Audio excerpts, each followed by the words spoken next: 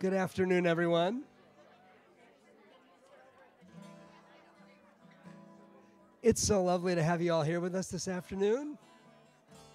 If you'll open up in the program to where it says songs, we're going to open by singing the words of the psalmist, how good, how pleasant it is for us to be together for a most holy purpose today. Celebrating our great community Beit Din and our great Rabbi Jerrold Goldstein. Please join with me. Hine ma tov. Hine ma tov u'manayim shevet achim gam yachad. Hine ma tov u'manayim shevet achim gam yachad. Hine ma tov u'manayim shevet achim gam yachad. Hine ma tov u'manayim shevet achim gam yachad. Hine ma tov u'manayim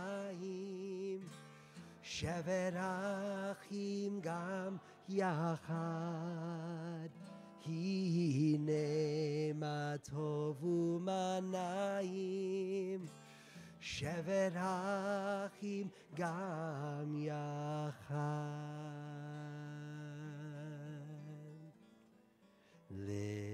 Lechi lach to a land that I will show you. Lech lecha to a place you do not know. Lechi lach, on your journey I will bless you. You shall be a blessing. You shall be a blessing. You shall be a blessing. Lechi lach. Lechi lach. And I shall make your name great. Lech lecha, and all shall praise your name. Lechi lach, to the place that I will show you. L'simchat chayim, l'simchat chayim, l'simchat chayim, lechi lach. And you shall be a blessing, and you shall be a blessing. You shall be a blessing. You shall be a blessing. Lechi lach.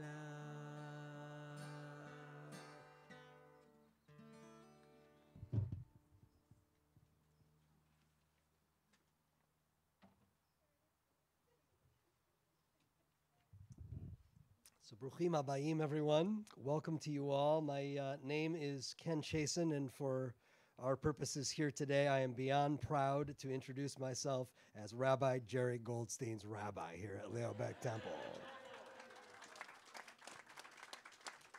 Best title of the day. Today we celebrate 20 years of the Sandra Caplan community Beit Din, and one of its founding visionaries who served on its very first Beit Din convened in 2002. We sang just moments ago about the courage that it takes to journey to a place we do not know, but to trust that with God's help, we will find that destination in blessing.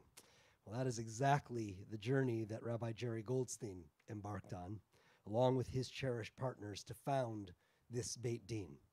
And it is the journey that more than 700 Jews by choice have now completed in the embrace of their Batei Din, convened by this body.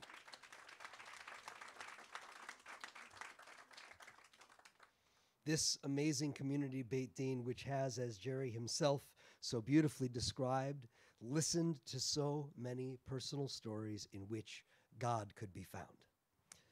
Jerry Goldstein has achieved an awful lot in his extraordinary rabbinic career. From the congregation to the campus, he has been a role model for so many rabbis like me, so many other colleagues who are here with us today, who embarked upon our careers with a deep respect for the diversity and creativity of his service to the Jewish people. With his always gentle humility, his wondrously disarming smile, and his deep, I all know what I'm talking about, and his deep love of Torah, which tumbles out of him so organically, whether teaching at our Shabbat morning minyan or just exchanging ideas in a heartfelt conversation. Jerry has created a rabbinic blueprint that so many of us have noted and tried our best to follow. And of course, that includes his legendary bravery as one of the St. Augustine 17, who put their bodies on the line when Dr. King invited them to do so in 1964. There is nothing that we could yearn for from our rabbis that Jerry Goldstein has not embodied in these past 59 years. And we are the ones who are blessed to celebrate him here today.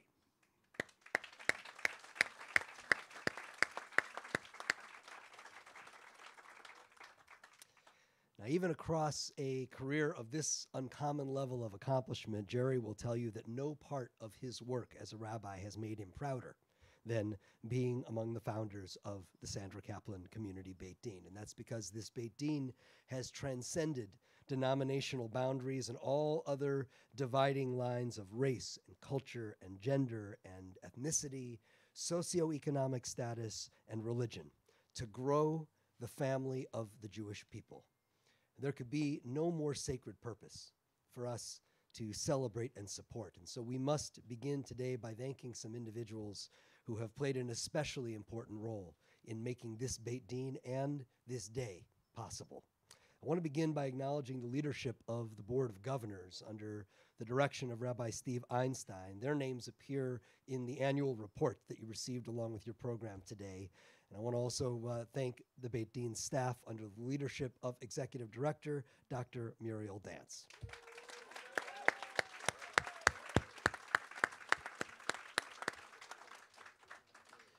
You can also see in the annual report the list of leading donors to the Sandra Caplan Community Beit Din, and I would be remiss if I did not invite you to join us in offering to support a most worthy cause.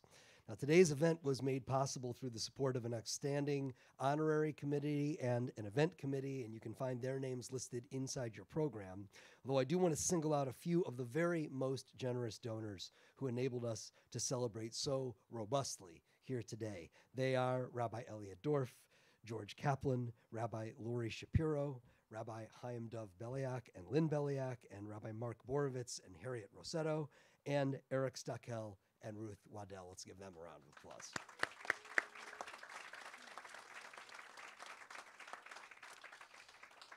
Before I conclude, I want to share some words of gratitude to our Beit Din's extraordinary group of conversion mentors. They are our hosts today, and they lead by example every day. They are Jairo Angelo, Natasha Bean, Michelle DeRosa, Marcia Fisher, Michelle Matisoff, Toyasha Sabag, and Libby Witt.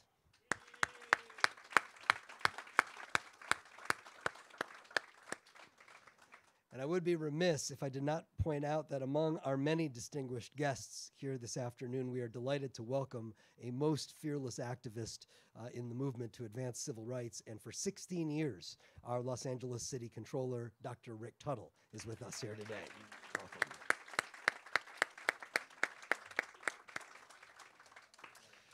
So a wonderful program awaits us here this afternoon. So let's get it started by welcoming another cherished member of our Leo Beck Temple community and a rabbi whose leadership for justice, both here in the United States and internationally, is an enduring inspiration.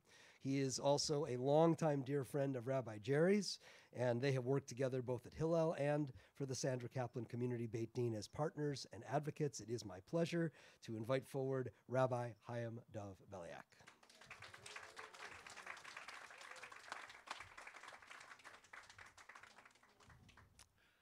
Thank you, Rabbi Chasen. It's wonderful to be here in this chapel and to be celebrating Jerry on this wonderful day. I have to tell you that Jerry and I go back to when he was my Hillel rabbi. Having campaigned vociferously for there not to be a Hillel at Occidental College, I encountered on summer break the Hillel director, temporary Hillel director at Arizona State University, Rabbi Jerrold Goldstein, who talked us down from a very high tree when many of us were about to demonstrate in a friendly place like Arizona, where I was from, against the Vietnam War. And through what I would call the profound connection that Jerry makes with people, and what became quintessentially Jerry Goldstein's style that we all tried to copy in our work later on in Hillel. His ability to talk with people about serious things, not to condescend, to take them seriously. It reminds me of the wonderful phrase that's attributed to Maya Angelou: people will forget what you said. People will forget what you did. People will never forget how you made them feel. And it's that sense of the valuing and cherishing of each individual. The people that Jerry would meet on campus and engage them in conversation. The colleagues that we would meet at conventions and kalot and opportunities to study. It's something that was infectious. Jerry even made the connection to be the Misader Kiddushin, the rabbi for two of my children's marriages, something that interwove his family and my family together with the fact that I was the Misader Kiddushin for Sarah and Nathan's marriage when they chose to marry. We also celebrated some very important causes and committed ourselves to things that were sometimes a little edgy. Jerry was legendary among Catholic and Protestant clergy, along with rabbis, in opposing the death penalty and continues to be active in that. We've heard about his work in civil rights and going to St. Augustine, Florida. One of the things that distinguished Jerry was his commitment to study.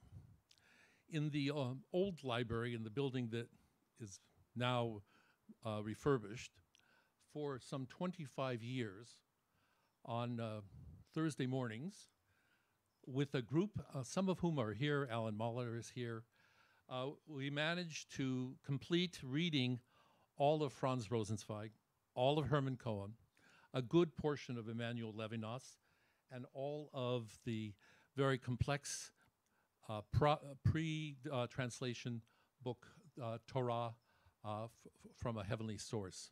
It was quite an accomplishment. Of course, we took 25 years to do it. And after this, Jerry will be able to recite many of the passages since Alan and I forgot.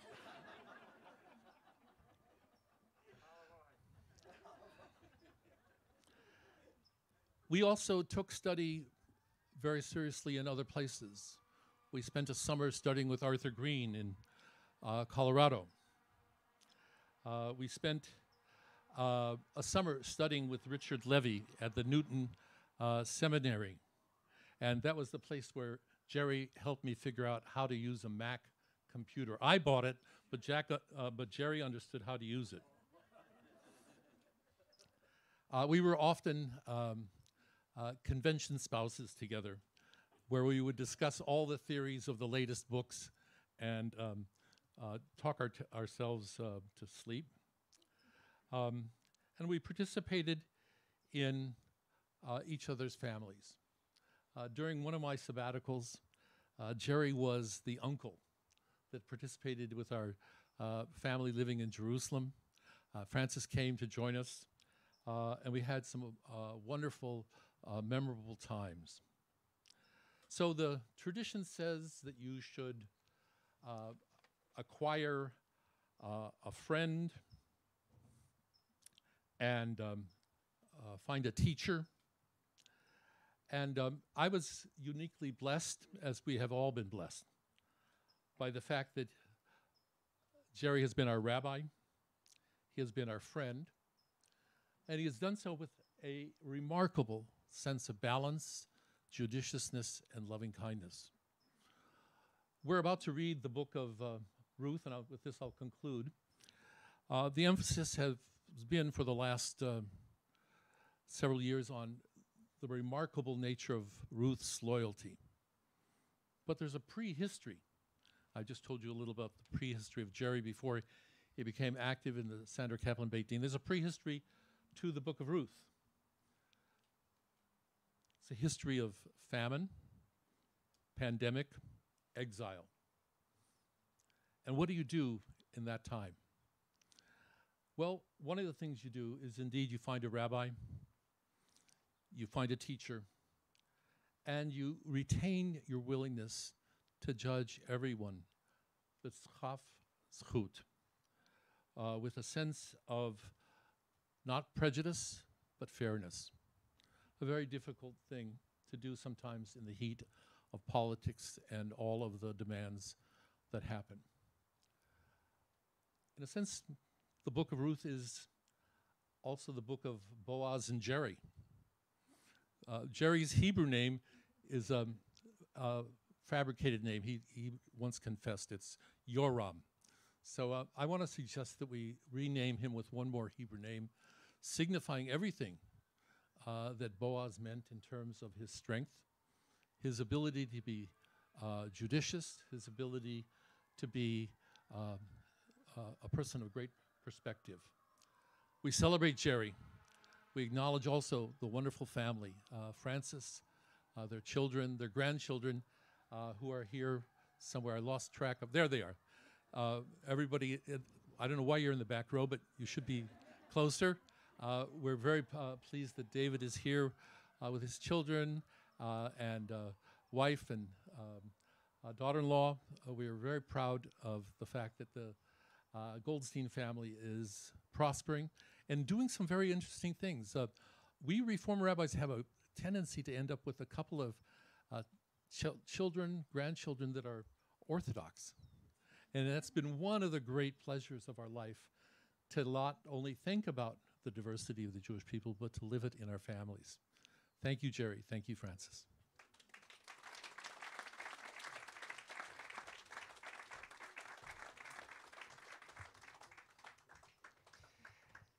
A most creative tribute is about to be offered by Rabbi Jerry's successor as the Hillel director of Valley and Pierce Community Colleges in 1987, when he made his move to direct the Hillel at CSUN.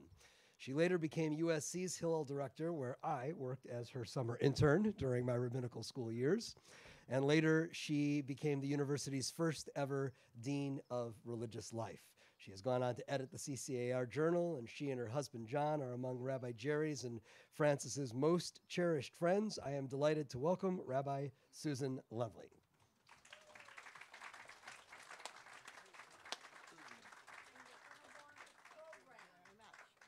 You need to have a program because I'm going to be offering a song for Jerry. And I'm going to ask you to join in when periodically we come to the chorus. Okay? So thank you. Find yourself the chorus.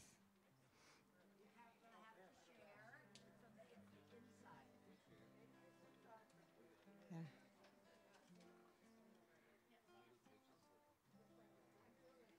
Oh, good. Wow. Good backing. Good backup.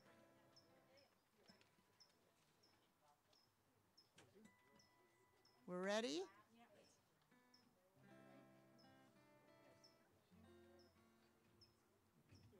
Muriel?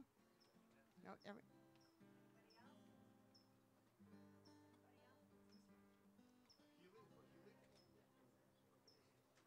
This land is your land, this land is my land. California to the New York Island, from the Redwood Forest to the Gulf Stream waters. This land was made for you and me. This guy's your rabbi, this guy's my rabbi. In California and across our country, a stellar rabbi to the Jewish people. We sing his praises here today. Let's do it once more. This guy's your rabbi, this guy's my rabbi. In California and across our country, a stellar rabbi to the Jewish people. We sing his praises here today. From early childhood, he had a conscience, a strength of purpose, a feel for justice, the nerve to stand out, the nerve to stand up, a strong knack of knowing what to say. With Richard Levy and 16 others, he answered yes to MLK's calling. St. Augie's jail did not deter him. Way back in 1964 and again, this guy's your rabbi, this guy's my rabbi. In California and across our country, a stellar rabbi to the Jewish people. We sing his praises here today. In Cincinnati, he studied Torah, he studied Midrash, Talmud and Hebrew, how to give a sermon and comfort mourners. Rabbi for all seasons he emerged, and right beside him from the beginning was lovely Frances, his sturdy helpmate. Soon there were children, David and Sarah. Each of them today we also praise. From Hebrew Union, this brand new rabbi took up a pulpit in Minnesota, then Arizona, then California, to work with Rabbi Shai at Stephen Wise. This guy's your rabbi, this guy's my rabbi. In California and across the country, a stellar rabbi to the Jewish people. We sing his praises here today. Before too long, though, the Hillel vision arose before him to work with young folks, City College, then Pearson Valley, with CSUN as fulfillment of them all.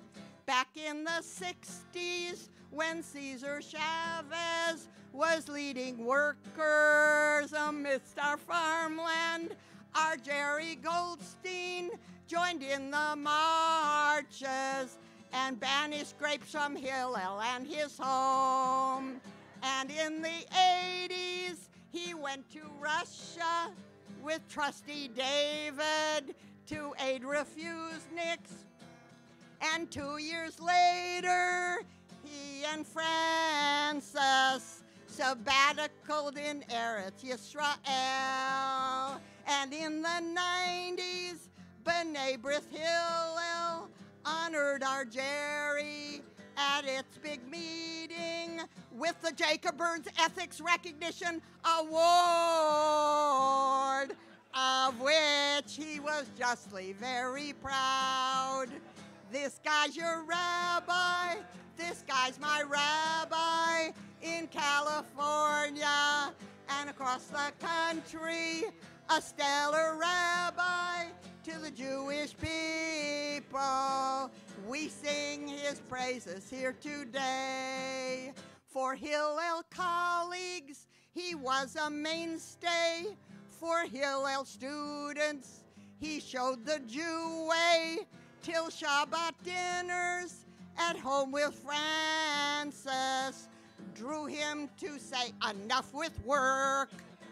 Turned out that this was just the beginning of this spry rabbi's post-retirement Southwest director of the intro program, helping people walk the Jewish path. He also served as Or Ami's rabbi till young Paul Kipnis was picked to lead them. Then came the crown jewel of Sarah Caplan to welcome folks into the Jewish tent. 20 years later, we come together, Dayanim rabbis, friends and supporters, Jews by choice for whom we're grateful. All of us to Jerry shout, hooray! This guy's your rabbi, this guy's my rabbi in California and the country, a stellar rabbi to the Jewish people. We sing his praises here today.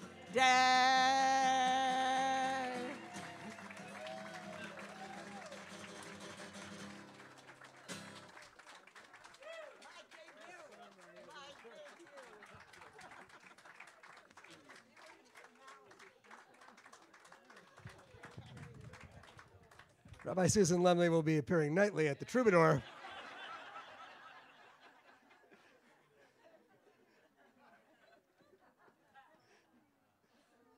Wow. All right. Clearly not. Of course. Of course. So,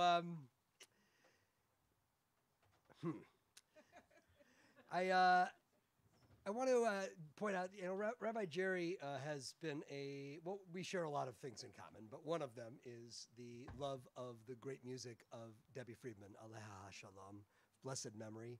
We've already sung one of her pieces today, and Jerry well, we decided that it made sense on a day that was so filled with joy and celebration to sing arguably her most exultant melody of all, that is her setting for Psalm 150, and so I invite you to turn to your program.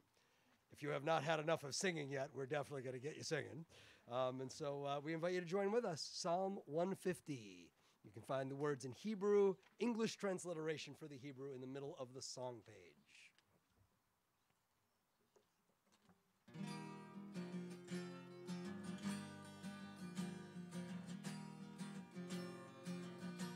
Chorus goes like this. Hallelujah. Hallelujah, hallelujah, hallelujah,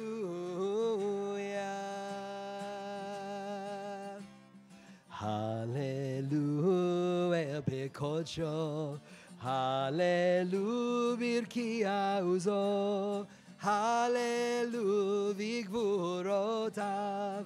Hallelujah, Kerov Gudlo. Hallelujah, hallelujah,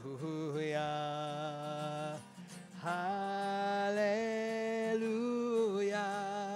hallelujah, hallelujah. בתקע שופר, הללו בנבל וכינור, הללו בתוף ומחול, הללו במינים ועוגב, הללויה, הללויה, הללויה, הללויה,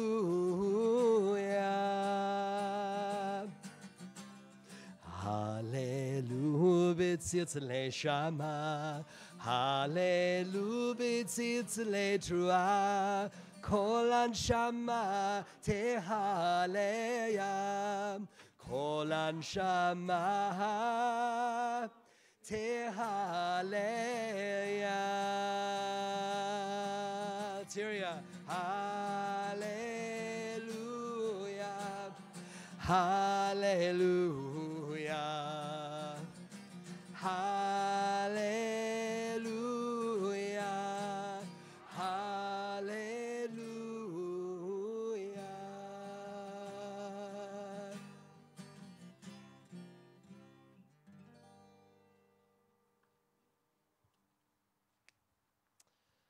To share his loving words of tribute, it is my pleasure to call upon another treasured colleague and friend of mine and of Jerry's. They worked with one another in the Pacific Southwest office of the Union for Reform Judaism back in its Union of American Hebrew Congregation days. They served together as early governors of the Sandra Caplan community Beit Din, and it is my pleasure to introduce a great friend of the Beit Din, of this congregation, of this rabbi, and of Rabbi Jerry. Please welcome Rabbi Alan Henkin.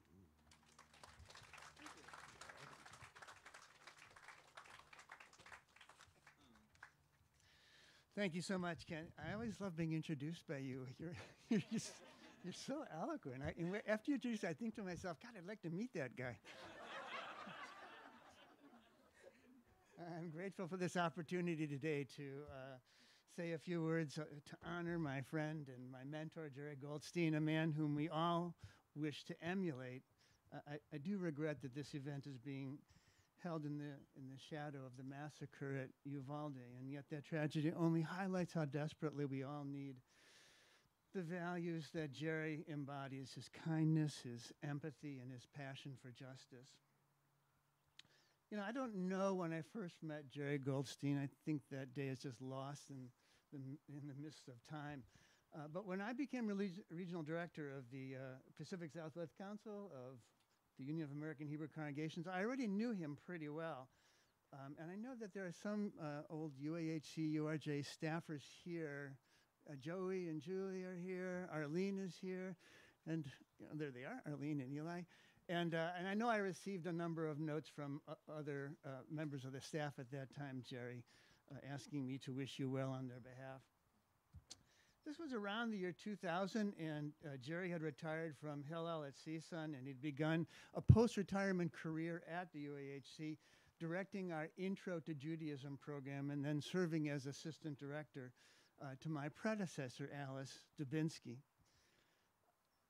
Jerry kindly stayed on with me, and I discovered at that time how very different he and I are. For example, wherever I have worked in my rabbinate, my desk always looked like a bomb has gone off in a Staples office store. But Jerry's office was always so neat and tidy, with all of the folders organized and tucked away in the corner of his desk. And so I used to come in early in the morning before anyone else and half open the drawers on his filing cabinet and move a pen from its holder into the middle of his desk. And you know what? Jerry never complained, never chewed me out. He just straightened his things out and went on with his day, utterly unflappable. And I remember a long time ago, a really long time ago, when the UAHC actually had money. And they brought the entire staff together from all over the country for an all-staff training. And the centerpiece of that training was giving everyone the Myers-Briggs personality to determine, among other things, how we rated on the introvert to extrovert scale. And then, based on that, what would be the ideal role for each of us in the office? Who wants to guess how Jerry scored on the introvert-extrovert scale? Off the charts, literally off the charts, no ambiguity. And so from then on, Jerry became our official greeter at all of our events, our regional biennials, our community Shabbatot, our sub-regional conference. There was Jerry saying hi to longtime friends, schmoozing newcomers, and joking with our regional board members. Just a perfect role for him.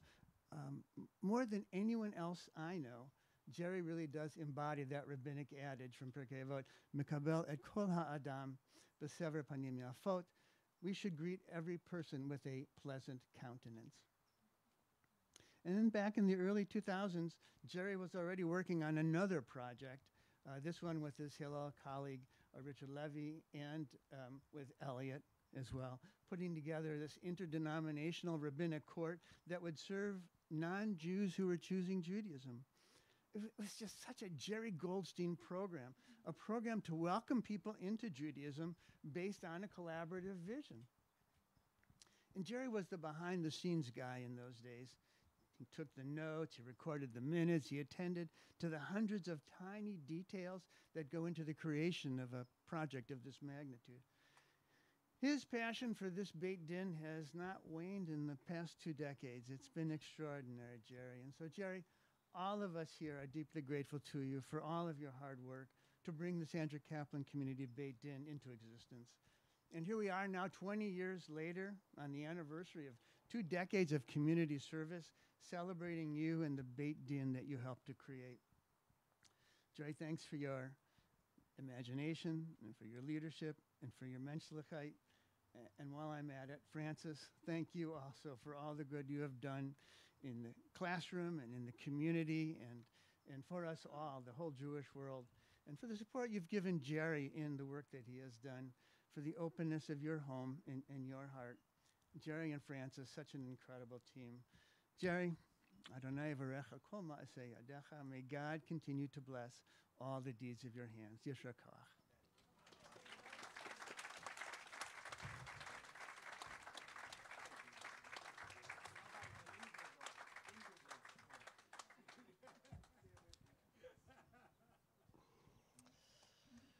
To present Jerry with his very well-earned honor today. There could be no one more perfectly suited than the colleague who, with Rabbi Jerry, welcomed our community Beit Din's first ever conversion candidate. Together with Rabbi Richard Levy of blessed memory, he joined in founding this Beit Din, and he remains such an enduring source of inspiration and wisdom for the work of this sacred institution. And so it is my great pleasure to invite forward the rector and distinguished service professor of philosophy at American Jewish University, Rabbi Dr. Elliot Dorff.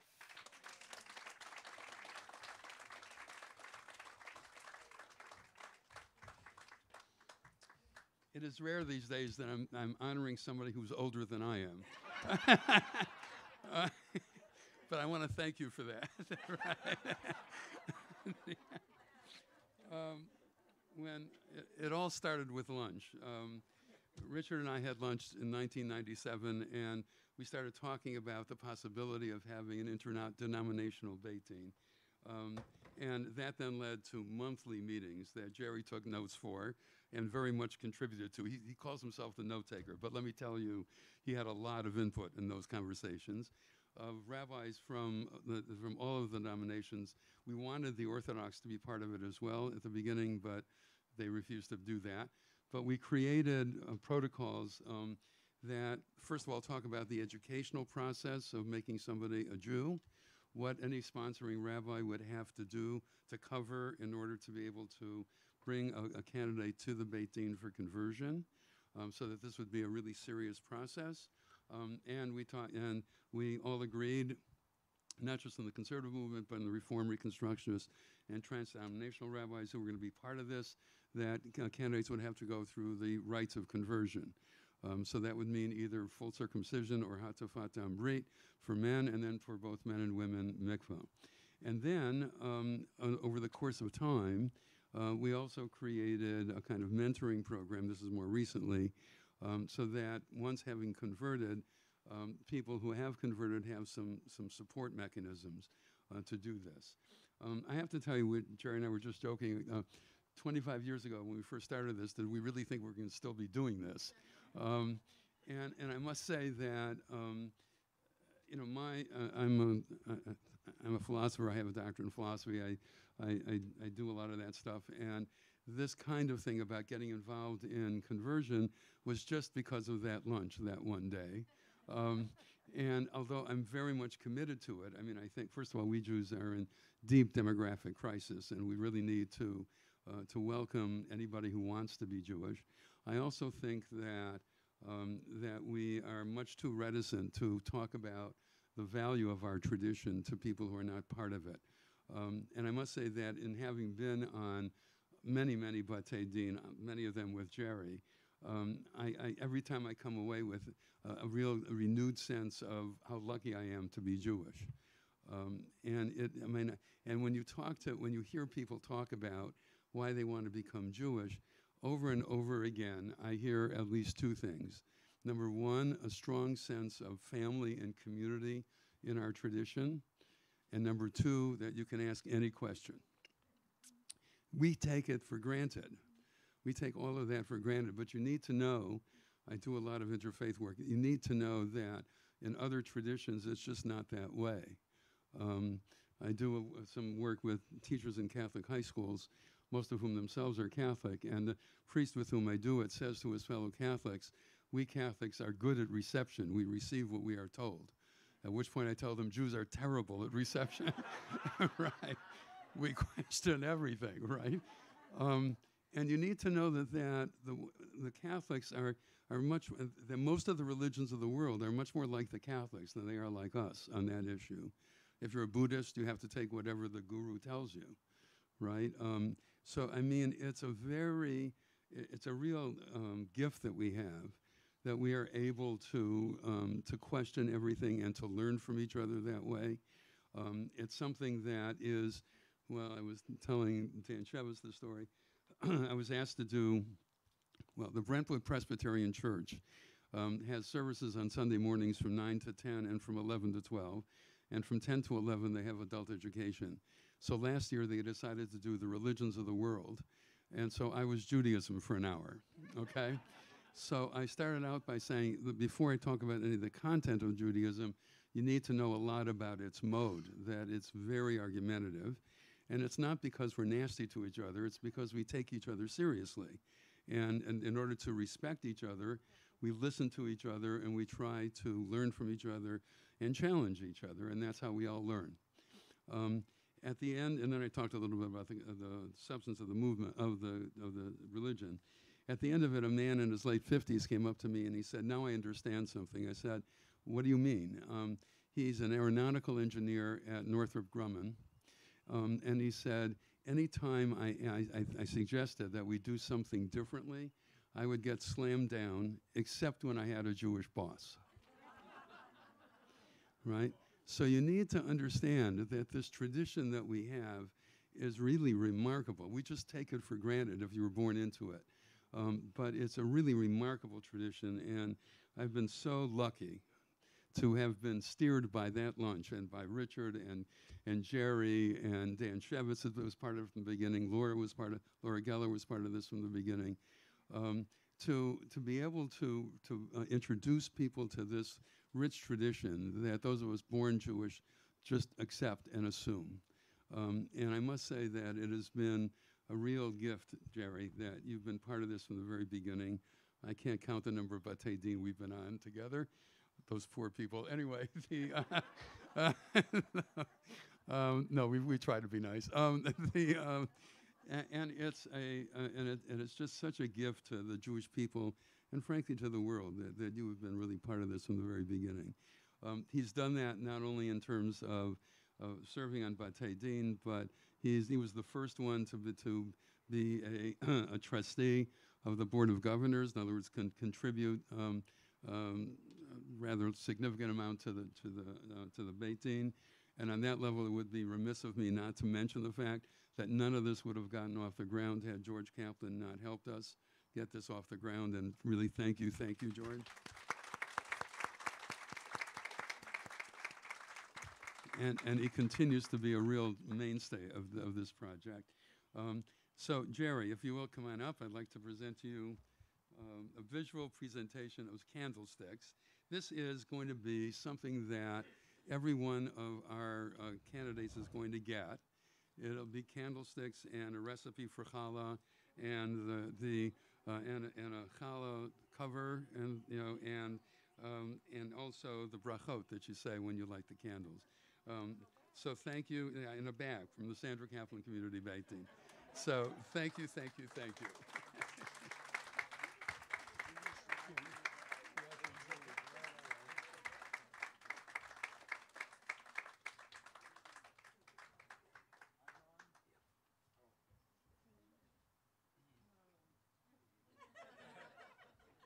Here's, Jewish life in a bag. I think they asked me, I was asked, what kind of a gift would I like? And through my wife, I conveyed, I don't need any more stuff. Let's get something for the Beit Din, something that will help new Jews by choice do the Jewish thing. And this is what it turns out to be, Judaism in a bag.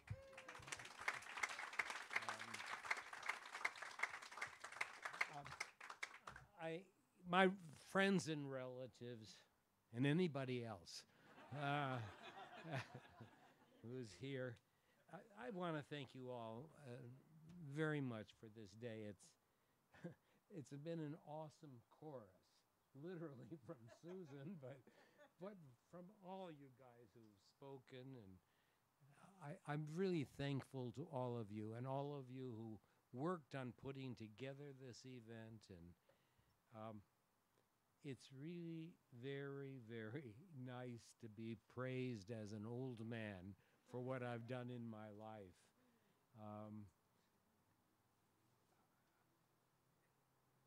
The most satisfying accomplishment of my rabbinate, though, is something that I did in these last 20 years out of love and as a volunteer.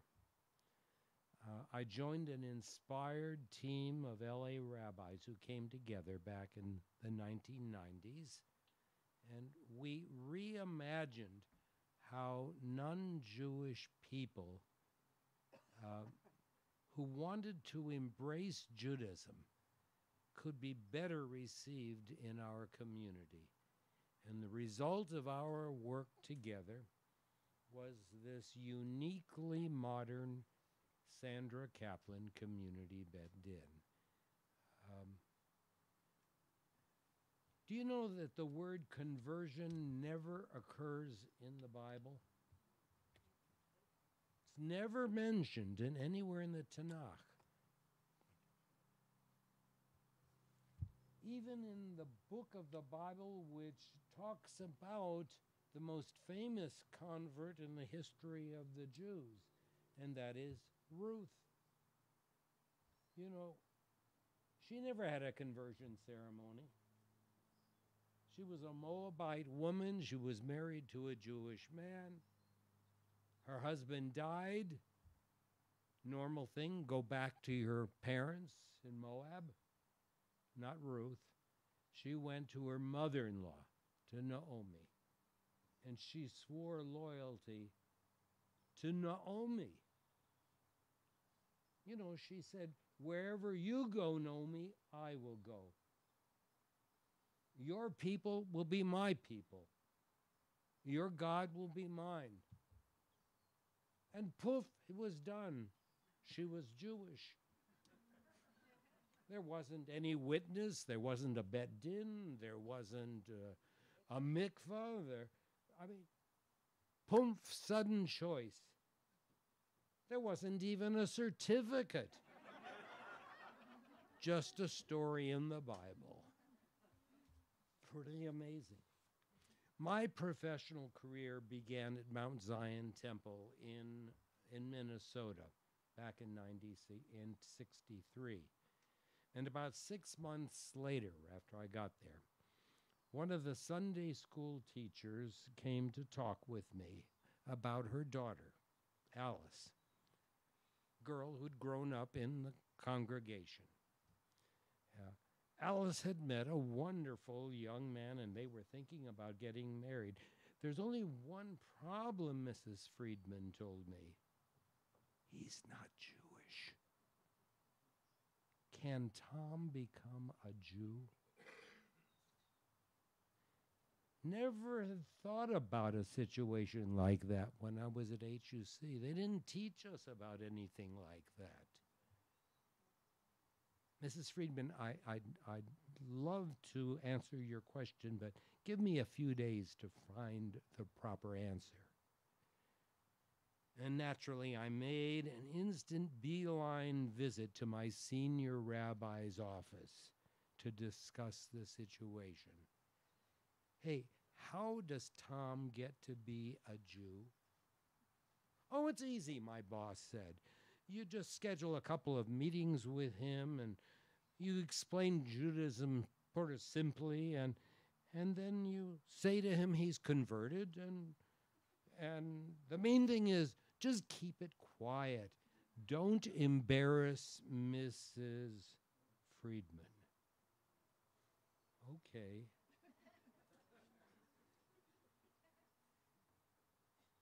I thought to myself, but I didn't say anything because younger rabbis don't quite have courage.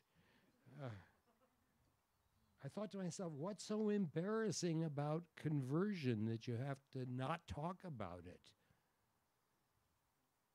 The next week, I met Alice and Tom in my office. And they were certainly a nice young couple who were in love, and they wanted to get married. Tom was a thoughtful young man, and like so many people in Minnesota, was of Scandinavian background. Alice was a lovely Jewish woman with genuine allegiance to the faith in which she had been confirmed at our temple. Alice and Tom wanted to have a Jewish wedding, just like her parents had. They were eager to study and to practice Judaism together. It was sort of interesting because I noticed that they were content with the whole idea of conversion. They looked forward to conversion as an important step in making their marriage and their family. And from that case, I learned something that I never, ever forgot after that. Conversion to Judaism in this country can be a very precious moment. It's ineffable, not just for the ger, the Jew by choice, but for everyone in the room where it happens. It's inspirational. It's thrilling for us modern Jews, even for Alice's mother. And I'll tell you, even for Tom's parents. I resolved that I was going to, in my lifetime, help move conversion out of the secrecy bubble in which it had been held. It's a life-affirming decision, really. Now, in the Bible, there is a great precedent for public celebrations of conversion. I'll tell you where it happens. When the Hebrew people were slaves in Egypt, they yearned for freedom, remember? And then, as if by magic, a strong young man came into Egypt. And like the song says, Moses was his name. He organized all those slaves for a massive revolt. His famous demand to Pharaoh was, "Let my people go." And when Moses' revolt actually succeeded, he promptly led what the Bible calls a mixed multitude of former slaves out of Egypt. And who was in that mixed multitude marching out of Egypt more than 3,000 years ago? Certainly there were a lot of Hebrews there, but not all of them. There were other downtrodden slaves in that crowd, and they too marched behind Moses. He led them out of Egypt and to Mount Sinai. And that's where all of those escaping slaves took on a new shared identity. They were to be followers of Adonai. What happened at Mount Sinai was really a giant conversion ceremony in public without any embarrassment or shame. The Bible says that all the people at Sinai witnessed the thunder and the lightning and the blare of the horn and the mountain smoking. And those former slaves were amazed. With one voice, they turned to Moses and they pledged, "Na'aseh v'nishma." Tell us what to do, and we will listen. All those escaped slaves suddenly melded into new people called Israelites, those who struggle with God. The Shavuot holiday that we celebrate this week, and there's lots of cheesecake around to celebrate with. It's our annual commemoration of a dramatic conversion at Mount Sinai when our ancestors were, all of them, welcomed into Jewish community. Before I finish this little talk here, where I'm too serious for this very fun day, I still want to tell you about the room where our Sandra Caplan Community Bet Din regularly makes conversions happen. I've been in that room dozens of times over the last 20 years, and I have to tell you, I'm always thrilled by what goes on in that room. Each conversion candidate is accompanied into the room by a sponsor rabbi who has supervised the Ger's months of preparation for this Bet Din meeting. Our room up at the American Jewish University has a splendid stained glass mural of Mount Sinai spread out in front of the room and around both sides.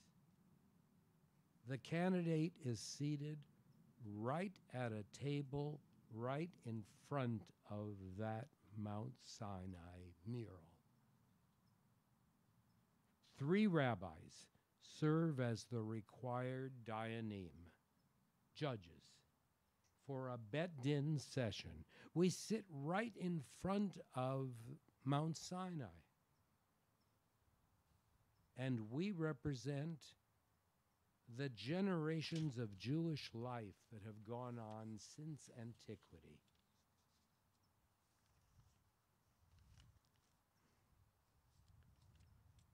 The mural has dozens of Hebrew letters seeming to drop out of the sky onto the mountain right where the Ger sits. We ask the candidates serious questions about Judaism. And each of us rabbis is trained to listen for sincerity, for integrity, and for knowledge in the answers. We don't ask trick questions. We're there to welcome Gerim, not to embarrass or scare them. The scene is awesome, and that moment is sacred. And when rabbis give approval, the ger then seals the conversion by going directly to the mikveh for immersion in a mikveh, into the sacred living water. It's really a remarkable procedure.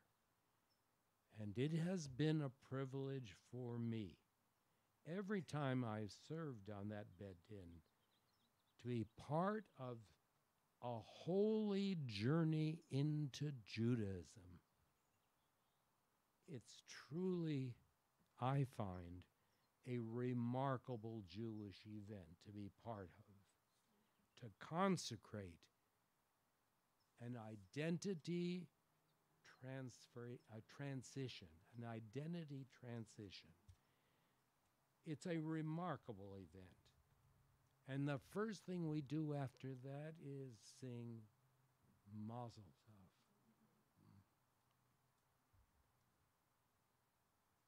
And then we shout, hurrah! And you can join in that great hurrah. So this is a day of hurrah for me, for the hurrahs I've given out. It's a hurrah for me for being 86 years old and still able to stand up and talk.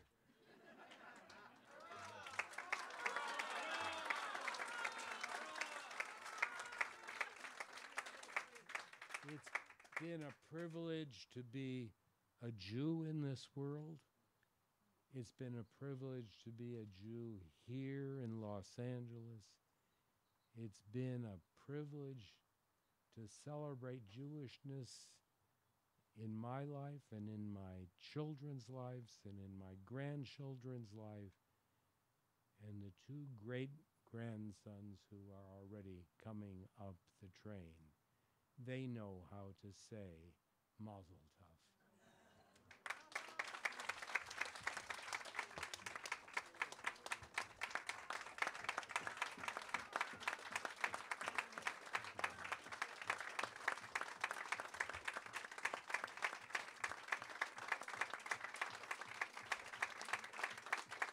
Oh my goodness.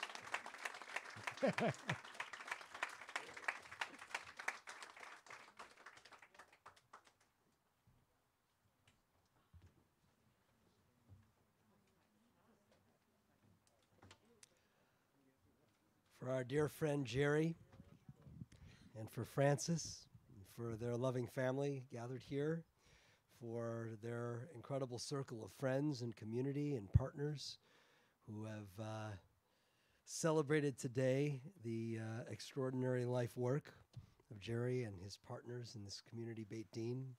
We want to join in concluding this ceremony by extending loving blessing to one another for our departure from this gathering and for our going on the way. And so you can find in the program at the bottom of the page indicating the words for the songs, our Tfilat HaDerech, our prayer for our departing, filled with joy and gratitude for the beauty of this celebration today.